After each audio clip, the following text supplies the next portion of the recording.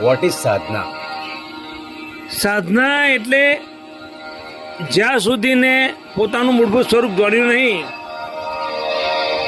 ત્યાં સુધીને સાધના ખબર ના પડે.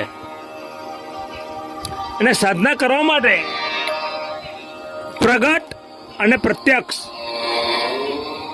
જ્ઞાની પુરુષ હાજર હોવા જોઈએ.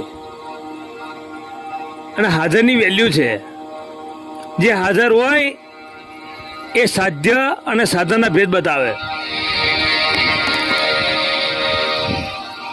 એટલે ભેદ એ શું છે કે મન વચન કાયા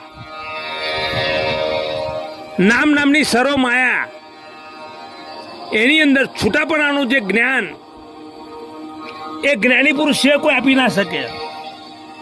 એટલે કવિરાજે કહ્યું, સાધ્ય સાધનના ભેદ બતાવી જ્ઞાતાને દ્રષ્ટાના ધર્મ ઉગારી વિનાવાદીની છેડે સરગમ એ સંગમેશ્વરને વંદન. હવે અંકિતભાઈ મન વચન કાયા નામ નામની સર્વ માયાથી જુદા પાડે ત્યારે સાધના થાય. ને સાધના કરવાની વસ્તુ નહીં, સાધના એ અનુભવ છે. શું છે? અનુભવ છે. સાધના કરનારો કોઈ રહે નહીં ત્યારે સાધના થાય.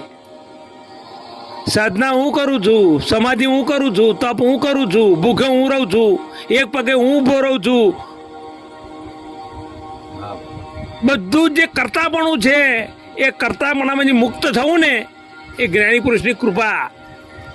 અને એ કૃપા એ જે વસ્તુ છે એ તમને તમારા પ્રારંભનું દર્શન કરાવે.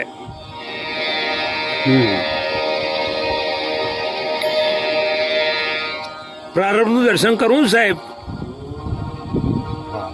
આ કાનની અંદર કોઈ ખાવા લાડવા નહીં. પ્રારંભનું દર્શન કોણ કરે? કોણ કરી શકે? જે પોતે જ પરમાત્મા હોય તે. પરમાત્મા એ તો સાહેબ આ વસ્તુ અનુભવની કૃપા છે. અને અંકિતભાઈ તમે બોલી શકો, બાકી ના બોલી શકે. યસ યસ યસ યસ બાબા. લોકો ખોરાશ પછી તમે ખોરવા ના પડે. કારણ કે પ્રારંભને જેમ જેમ ફોક્સ કરવું ને એ તો આપણી પોતાની કેપિટલ હોવું જોઈએ. અને હોય ને તો જ એનો પરમાનંદ આવે. અને સાહેબ એ સ્વાત મહાત્મા બધા તાકાત છે. અને આ સાધ્ય અને સાધન